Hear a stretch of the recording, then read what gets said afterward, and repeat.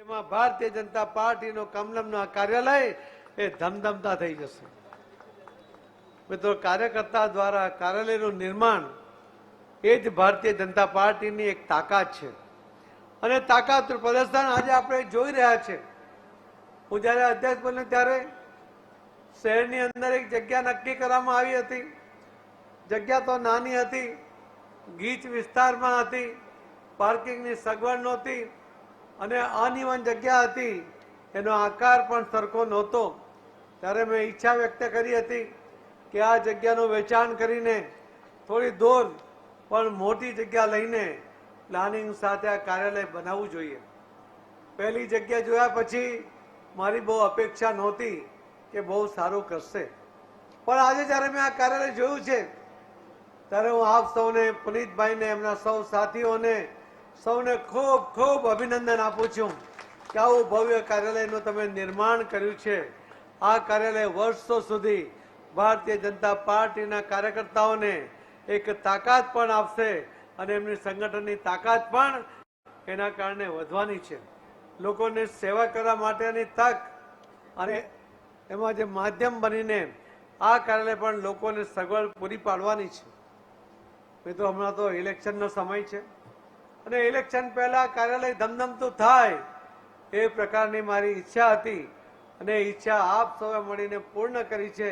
એના માટે આપ સૌને ખૂબ ખૂબ ધન્યવાદ આપું છું, આપ સૌને અભિનંદન પણ આપું છું. પુનિતભાઈને હું સતત પૂછતો હતો કે પુનિતભાઈ ક્યાં પહોંચ્યું, અને પુનિતભાઈ મને રોજ જવાબ આપતા હતા. ત્યારે મને લાગતું હતું કે ખરેખર પુનિતભાઈ જે કહે છે એટલું કરી શકશે, પણ પુનિતભાઈએ તમારા બધાના સાથ અને સહકાર સાથે, એમની ટીમના સાથ સાથે આ કામ પૂર્ણ કર્યું છે. એને પણ વર્ષો સુધી ભારતીય જનતા પાર્ટીના કાર્યકર્તાઓ યાદ રાખશે. હવે તો ઇલેક્શન પણ સામે છે. 12 થી 19 એપ્રિલની અંદર ફોર્મ ભરવાનું છે. 7મી મેને દિવસે મતદાન છે. તમારા જૂના અને જાણીતા 2 વાર તમે જેમને અજમાવી ચૂક્યા છો એવા યુવાન સાંસદ ભાઈ શ્રી રાજેશભાઈ ચુડાસમાની પસંદગી આદરણીય પ્રધાનમંત્રી શ્રી મોદી સાહેબ અને શાહ સાહેબે કરી છે. એમને ફરીવાર આપની સેવા કરવા માટેનો મોકો એ મોદી સાહેબે આપ્યો છે. હું આપ સૌને વિશ્વાસ અપાવું છું કે જે રીતે મેં એમને કામ કરતા જોયા છે, છેલ્લા 10 વર્ષથી મેં લોકસભામાં એ જે ચીવટથી લોકસભામાં કામ થાય, એના વિસ્તારમાં કંઈક ને કંઈક નવું કામ થાય, એના માટે પ્રયત્ન કરે છે. તમારા અહીંયા જુનાગઢ શું બનાવ્યું હતું રાજેશ?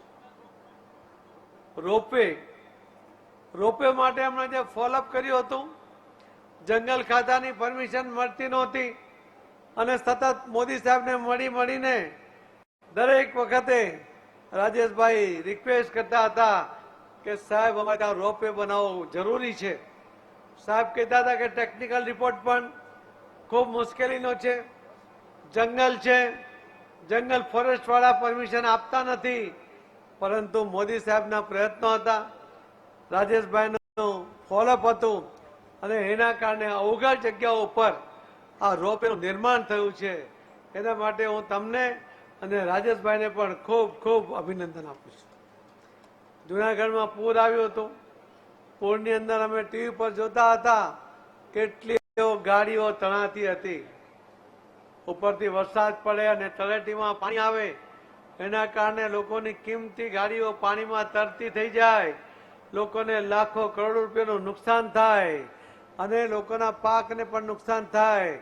ત્યારે પણ રાજેશભાઈ અને સંજયભાઈ કોરડિયા અને સૌ ધારાસભ્યોએ ખેડૂતોને એનો લાભ મળે, એમને જે નુકસાન થયું છે એ સરકાર એમાં મદદ કરે, એના માટે જે ફોલોઅપ કરતા હતા. એના કારણે વાવાઝોડું આવ્યું હતું ત્યારે પણ સૌને મદદ મળે, એના માટેના સફળ પ્રયત્ન ભાઈ શ્રી રાજેશભાઈએ અને સૌ ધારાસભ્યોએ મળીને કર્યા હતા.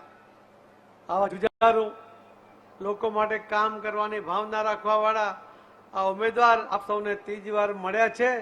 મને વિશ્વાસ છે કે 5 લાખની લીડથી દરેક સીટ જીતવાનો આપણો જે સંકલ્પ છે એ તમારા સૌના આશીર્વાદ સાથે સંતોના આશીર્વાદ સાથે એ ચોક્કસપણે પૂર્ણ થશે અને ભારતીય જનતા પાર્ટીની 26 સીટ આપણે 5 લાખથી વધુ લીડથી જીતી શકીશું. આજે તો અહીંયા બૂથના પ્રમુખોને પણ બોલાવ્યા છે. આજે જીત હોય છે ને, એમાં જો કોઈ પાયાનું કામ કરી શકતા હોય તો એ બૂથના પ્રમુખો છે. આ બૂથ પ્રમુખોને ખૂબ ખૂબ હું અભિનંદન આપું છું કે તમે તાલુકા પંચાયત, જિલ્લા પંચાયત, નગરપાલિકા કે મહાનગરપાલિકાના ઇલેક્શનો એ તમે ભવ્ય જીત એમાં મેળવી છે. તમે બધાએ મળીને વિધાનસભાના ઇલેક્શનમાં પણ ભવ્ય જીત મેળવી શક્યા છે. આ જીતનો જો યશ કોઈને જતો હોય તો પહેલો યશ જાય છે આદરણીય પ્રધાનમંત્રી નરેન્દ્ર મોદી સાહેબને. બીજો યશ જાય છે આપણા માર્ગદર્શક અમિતભાઈ શાહ સાહેબને. ત્રીજો યશ જાય છે આપ સૌના મતદાતા ભાઈ બહેનોને કે એમણે મોદી સાહેબમાં વિશ્વાસ કરીને જે મતદાન કર્યું એના કારણે આપણા તમામ ધારાસભ્યો ભવ્ય લીડ સાથે જીતી શક્યા છે. અને ચોથો યશ જાય છે ભારતીય જનતા પાર્ટીના કાર્યકર્તાઓને, પેજ પ્રમુખોને, બૂથ પ્રમુખોને કે એમના સતત પ્રયાસને કારણે આ શક્ય બન્યું છે. મતદાતા ભાઈ બહેનો સાથે જીવંત સંપર્ક રાખવાનું કામ જો કોઈ કરતા હોય છે તે બૂથના પ્રમુખો કરતા હોય છે. મારે જ્યારે ઇલેક્શન છે એના પહેલાની આ મિટિંગ છે, મારે બૂથ પ્રમુખોને વિનંતી કરવાની છે કે તમે તમારા બૂથમાં તમારી સાથે કુલ મળીને 14 લોકોની ટીમ છે. તમારા દરેક બૂથની અંદર આપણે લગભગ 150 પેજ કમિટીના સભ્યો બનાવ્યા છે. બનાવ્યા છે કે નહીં? બોલજો, બનાવ્યા છે? આવું ધીમું ના ચાલે ભાઈ, મને એવું લાગે કે નથી બનાવ્યા. એક સાથે બોલજો, બનાવ્યા છે?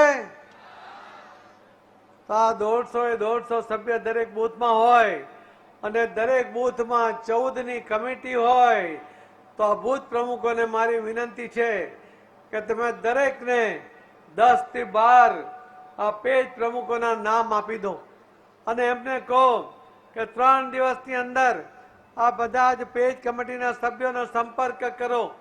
એમને ઉમેદવારનું સાહિત્ય આપો, મોદી સાહેબનું સાહિત્ય આપો, ગુજરાતના આદરણીય મુખ્યમંત્રી શ્રી ભૂપેન્દ્રભાઈ પટેલ એમણે જે કામ કરે છે એનું સાહિત્ય પણ આપો અને ઘર ઘર પહોંચીને એમનો તમે સંપર્ક કરો. એ બૂથના પ્રમુખો જો પૂરી તૈયારી કરશે અને એની ટીમને 14 લોકોને 10, 12 નામ જો આપશે તો 5 નામ તો એક પેજ પર એટલે 10 ઘરમાં જ 5 નામ હોય છે. આ તો એક દિવસનું કામ છે, છતાં 3 દિવસની અંદર આ કામ બૂથ પ્રમુખો પૂરું કરાવે.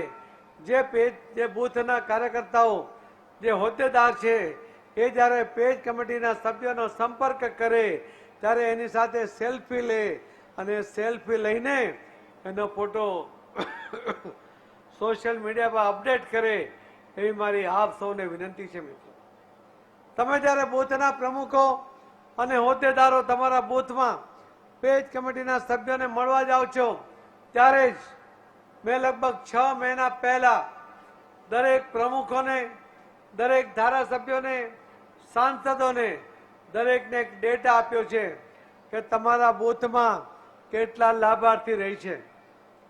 તમે જ્યારે પેજ કમિટીના સભ્યને મળવા જાઓ ત્યારે એ બૂથની અંદર જેટલા લાભાર્થીઓ હશે એનો પણ સાથે સાથે સંપર્ક કરી લો. તમારા અહીંયા કેટલાક વડીલો હશે, વડીલો વંદનાનો કાર્યક્રમ પણ આપણે કર્યો છે, પણ જ્યારે તમે બૂથમાં જાઓ છો ત્યારે તમારી પાસે ડેટા હશે કે બૂથમાં કેટલા વડીલો છે. એ ઘરમાં જઈને એમને મોદી સાહેબના રામ રામ કહેજો અને એમને વંદન કરીને 80 વર્ષથી ઉપરના જે લોકો હશે એને કલેક્ટરને કહેજો. એ BLO દ્વારા એના ઘરે જઈને મતદાન કરાવશે. એમને મતદાન મથક સુધી આવવું નહીં પડે એ વ્યવસ્થા પણ આ બૂથ પ્રમુખો પોતે કરી લે એવી પણ મારી એમને બધાને વિનંતી છે.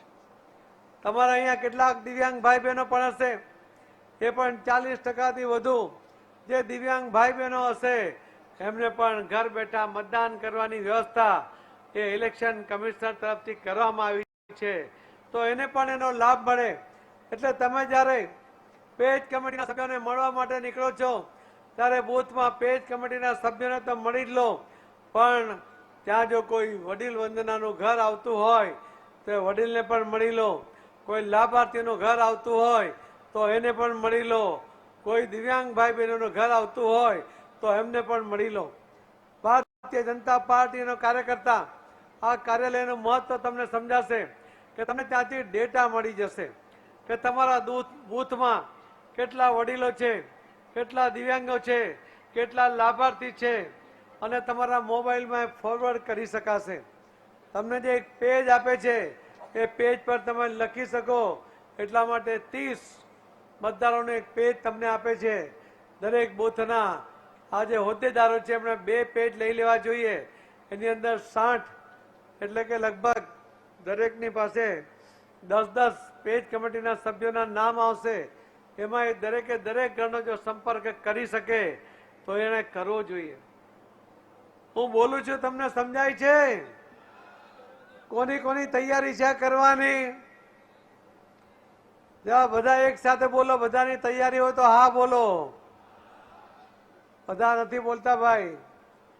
બધા ફરીથી એકવાર બૂથ પ્રમુખોએ તમારા બૂથના હોદ્દેદારોને જવાબદારી આપીને એમને પેજ કમિટીના સભ્યોનો સંપર્ક, વડીલ વંદનાના આગેવાનોનો સંપર્ક, તમારા અહીંયા દિવ્યાંગ ભાઈ બહેનો છે એનો સંપર્ક અને લાભાર્થીનો સંપર્ક, આ બધું એક સાથે 3 દિવસમાં કરાવવાનું છે.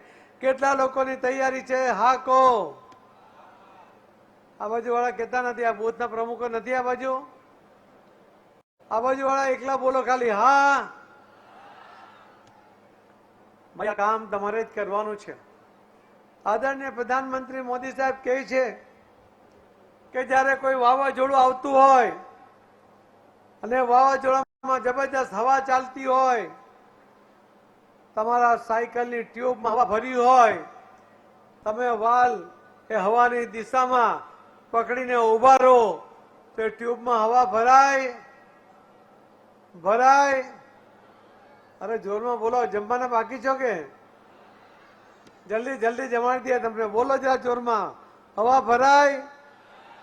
મોદી સાહેબ કહે છે કે વાવાઝોડાની તાકાત ગમે એટલી હશે, ટ્યુબમાં જો હવા ભરી હોય તો તમારે એક નાનો પંપ જોઈએ.